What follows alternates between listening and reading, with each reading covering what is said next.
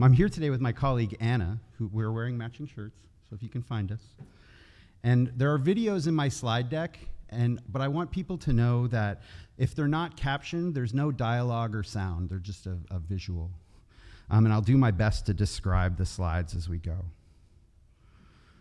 So here's a photo of me taken last night by Billy, posing with a hot dog that says Slayer written in mustard, throwing up goats. This had to go in. Once we took it, it had to go in this deck.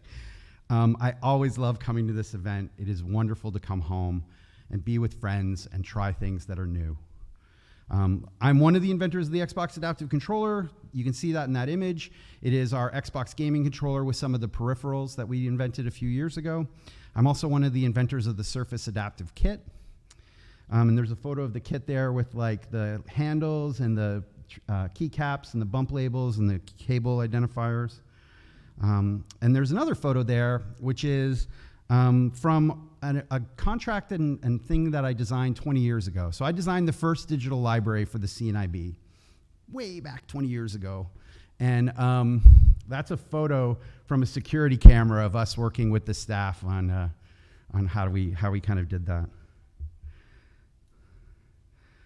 You may have heard of our announcement of the Microsoft Adaptive Accessories that happened about a month ago. I'm not going to be talking about them today, but I have them with me, so if you want to find me later and take a look at them, I'm happy to show them to you. So we can take a look at that. I wanted to share these photos from Accessibility Camp Seattle 2011, just because I want to make fun of Jennison, really. You know. So over a decade ago, Jennison suggested that Wendy Chisholm and I put on Accessibility Camp Seattle, so we did. Just look at that picture of Jennison, you know, just look at how young and fresh and sparkling he is, you know. I mean, Wendy looks better, but Jennison is sparkling, and he's still sparkling today, buddy. So, you know, it's great to see you. I'm going to go through my outline, and hopefully some of you are old enough to remember this South Park joke about the underpants gnomes. Phase 1, nothing about us without us. Phase 3, designer's job. Phase 2, question mark. So, just like South Park, I don't resolve number 2 today, but this is where we're going. We approach inclusive design at Microsoft by going through these 3 principles. Recognize exclusion. Exclusion happens when we solve problems using our own biases. As Microsoft designers, we seek out those exclusions and use them as opportunities to create new ideas and inclusive designs. Learn from diversity. Human beings are the real experts in adapting to diversity. Inclusive design puts people in the center from the very start of the process, and those fresh, diverse perspectives are the key to true insight. Solve for one, extend to many. Everyone has abilities and limits to those abilities. Designing for people with permanent disabilities actually results in designs that benefit people universally. Constraints are a beautiful thing. So for us, learn from diversity is grounded in nothing about us without us. That's really how we approach it. So I'm going to start a video, just because I want to warn people before I just start videos, you know. And let's talk about nothing about us without us in the Xbox Adaptive Controller. Most people think that we created the Xbox Adaptive Controller for kids with limited mobility. And it's not that we didn't, but we didn't start there. That's not where we started. I'm going to start another video. We started with veterans like these 2 guys, Corporal Todd Nicely on the left and Sergeant Josh Price on the right. And I'll just describe them. Corporal Todd Nicely was in service, and because of an explosion, he is now a quad amputee. And Josh also lost a limb in service and is a wheelchair user. Josh was the first one that we met with Warfighter Engaged, which basically kickstarted the Xbox Adaptive Controller. A little bit of insight here, you know, people always ask us how we got started, and I will say that starting with veterans was really important and kind of a pivotal moment for us, because when you have veterans on your team, everything became really clear really quick. It really was always from the very beginning, how are we going to do this, not why should we do this, right? So when we develop hardware, it's very secretive. I'm sure people may remember that time that guy left an iPhone prototype in the bar and the world exploded, right? It is intentional, right? We develop hardware very secretively. But for when we were developing the adaptive controller, we had to bring in a bunch of people. We knew that we couldn't do this on our own. So from the very beginning, from the earliest prototypes, we worked with these 5 charities. We worked with Able Gamers, which is US-based, Cerebral Palsy Foundation, US-based, Special Effect, UK-based, Craig Hospital out of Denver, and Warfighter Engaged, which I already kind of mentioned before. And all these photos, there's a whole bunch of photos on the screen of clients of Special Effect. It was important for us to make sure that they had prototypes from the very earliest ones. So the very first production prototypes were given to all these charities because we believe in Nothing About Us Without Us, because we were trying to strive. And this was a few years ago still. So while we believe in Nothing About Us Without Us, and we try to live up to its ideal every day, I don't want to imply at all that we've nailed this. I don't think it is possible to not do better when it comes to Nothing About Us Without Us. So we need to figure out kind of constantly how to do better. We're always striving to do better, engaging with the disability community. If you want to learn more about the adaptive controller development, because I know people like to hear that story. If you search on YouTube for Bryce Johnson and recognize Exclusion, you'll see a bunch of times where I've given that talk, and you can go into the details of it. But I'm going to move on to something else. This video is playing. This is my boss, Panos Panay. Nice T-shirt. We're twinsies. And this is Panos Panay during the opening keynote for the Ability Summit. We believe that products, and we talk about this all the time, that products are a reflection of the people who both make them and use them, and that is us. But to create truly great products, we must ensure that each of them reflect a multitude of experiences in different perspectives. And as leaders, it's critical that we not only believe those words, but that we action them. Seeing our group of product makers expand to include more diversity and more people with disabilities, it is nothing short of inspiring. There is no doubt that the impact on our products has been profound. And as people use them and give us feedback, they only get better. So why I played that was something that Panos says all the time. And it really is important that we frame it as inclusive design and accessibility professionals. He says, we believe that products are a reflection of the people that make them. And he really does. I don't know if you've ever seen Panos talk. He comes across very impassioned. He's like this in real life. That's Panos. That's just the way he is. So for us in inclusive design in Windows and devices at Microsoft, if we don't include the disabled in the creation of our products, they won't be reflected in the products. And our mission at Microsoft is to empower every person and every organization on the planet to achieve more. So therefore, if we don't include people with disabilities in the products that we make, we're not even ever going to sort of achieve our mission. And so this idea is where I've been thinking about with, not for, right? This is where I really struggle because of how to sort of tackle this idea, because we strive to design with, not for. So in 2017, we launched the first Inclusive Tech Lab to demonstrate inclusive gaming, educate colleagues, and learn from the disability community. And these 4 photos, I'll just describe them. This was our original lab, sort of 4 years ago.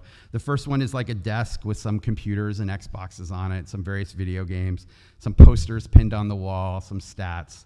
And then we have a bunch of the crew from around Seattle, the Here and Now crew, the TPS, Tyler Schrank Project TP. Yeah, sorry, I got that one wrong.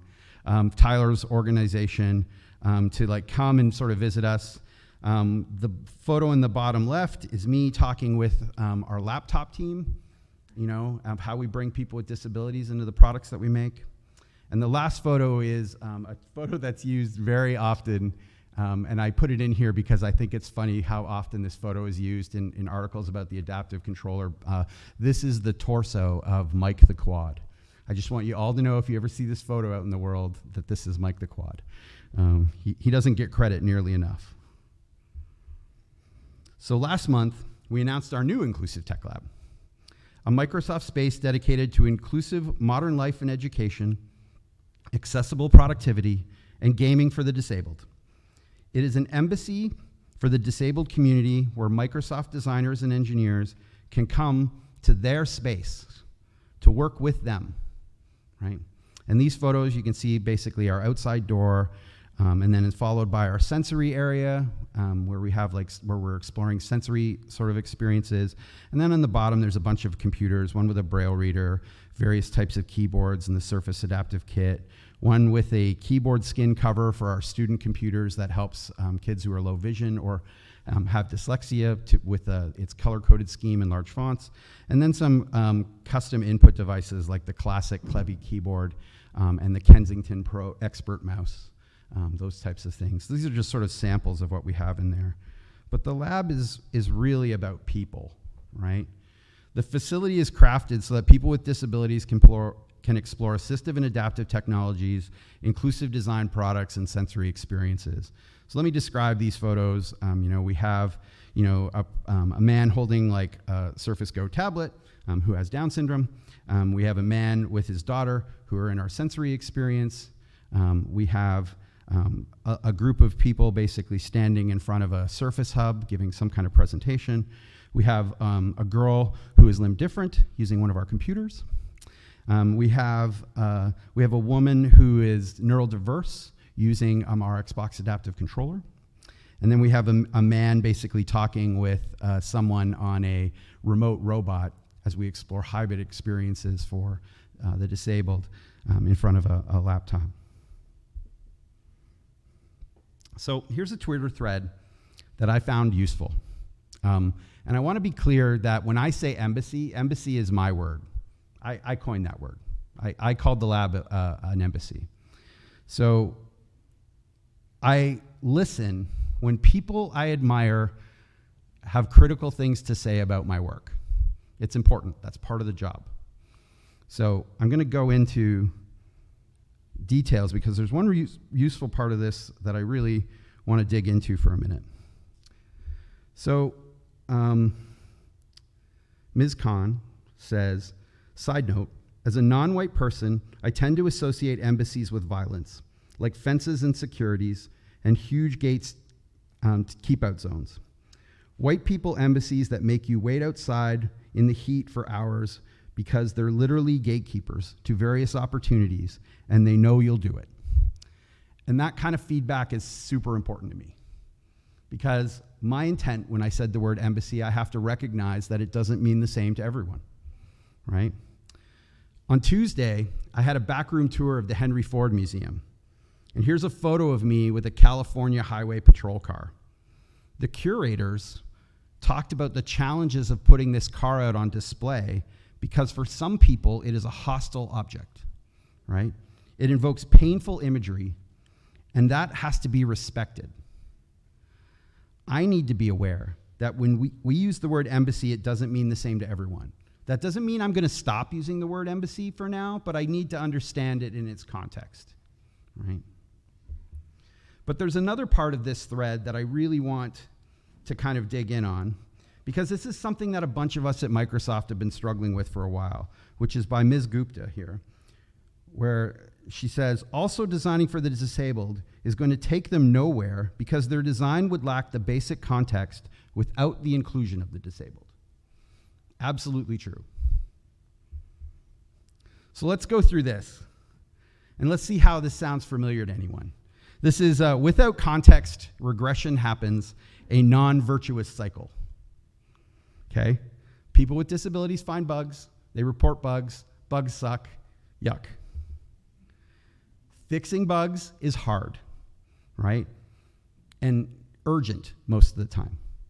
Understanding is pushed to later. But barriers are removed, and people are happy, right? The bugs are fixed. But then later, products get refreshed, regression happens, and without context, developers reintroduce bugs. And we have this same cycle that goes over and over again. This is a non-virtuous cycle.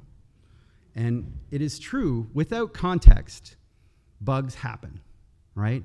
So the reason why we have the Inclusive Tech Lab and the reason why we really strive to keep improving our ideas of nothing about us without us is that we know this.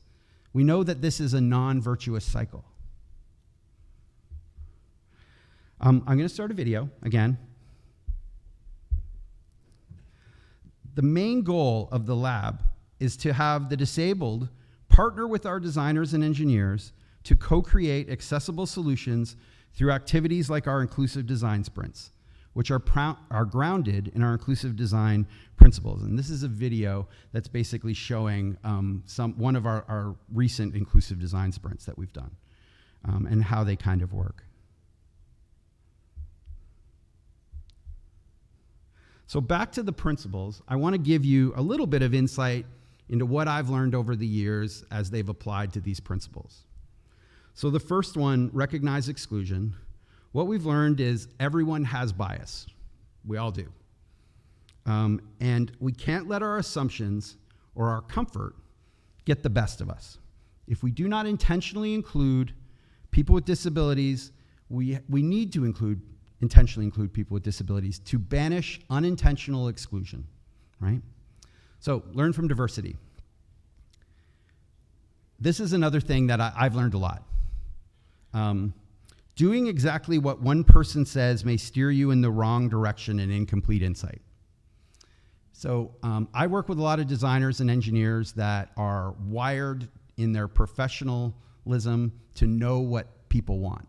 But that knowledge is rooted in their own experiences and bias. And they know that they need to include people with disabilities, right? So when they meet someone with disabilities and they hear the feedback about the product that they make, it is very often they jump to, I'll go do what you say. They just automatically say, oh, I hear your idea, it's great, I'll go do that. And I have to slow them down. And I go, listen, you would never do that feedback off one person for any other group, right? So you need to make sure that you're getting multiple sources of feedback, that you understand that one person is not enough, right? And so for this last one, for solve for one, extend to many, collaboration is for identifying unmet needs. It is not the responsibility of the community to articulate solutions. So this is about professionalism, and we're going to get into this a little bit more later, where this came from. And I kind of closed this off with this idea that, you know, for us, we're striving for innovation and not accommodation. That's not the goal. So I've got two bubbles here of illustrations of two different people with the various things around them, this sort of, abstract sort of view that we live in bubbles, right? So we have to recognize that when something is urgent or important to us, it might be different to someone else, right? And that's really important. So even when we get together to work on something, we are inherently disconnected, right, from this sort of worldview. And let me give you an example. And I'm not throwing any of my colleagues under the bus, but I kind of am. I work with a lot of mechanical engineers. Are there any hardware folks in here? Any hardware engineers? All right, no, just Toronto, I get it. Let me tell you, for any software engineers in here, hardware engineers are the engineeriest. So what I mean by that is there's an old saying that says, if a software engineer tells you something is impossible, what they're really telling you is that they don't have enough time. But hardware engineers, when they tell you something is impossible, sometimes they mean physics, that it is actually impossible. So they can be very focused. So when I bring people with disabilities to work with our mechanical engineers, right, They tell the story of the day in the life. They tell about their experiences. They talk about the interactions they have with technology. And I have these hardware engineers going, I work on buttons. Can we talk about buttons now? Please tell me how the button is, right? Because they live in these different spaces. I'm not saying one thing's important or one isn't. It's how do we think about this facilitation so that we can share this bubble? How do we get to here? And I don't know if I have an answer. I mean, I know it's facilitation, but I'm not sure I have that answer. And some other questions that I think about, and I will admit, the graphic makes it look easier, like, oh, going into one bubble, cool. Like, it makes it look easier than it actually is, obviously. And here are some things that I kind of want to go through. Product design methods are overwhelmingly for, not with. We have users. Just that word, users, right? Ideally, we co-create, but bias gets injected throughout the process. It is totally natural to. Hiring the disabled is vital, but asking a few to represent all is unfair. And then sort of lastly, too much rigor causes delays, and when you delay, you can stall. So these are all the questions I have, and this is why I have that question mark in the presentation. So now I'm going to get to the part with the last part, and this is what Susan Goldsman taught me. Rest in power, Susan. You involve the public right from the beginning. You don't have a design before you walk into the public, but that doesn't relieve you of the responsibility to be innovative and creative. The public can only give you ideas. They're not going to come up with the way in which you translate those ideas. That's not your job, or that's not their job, that's your job.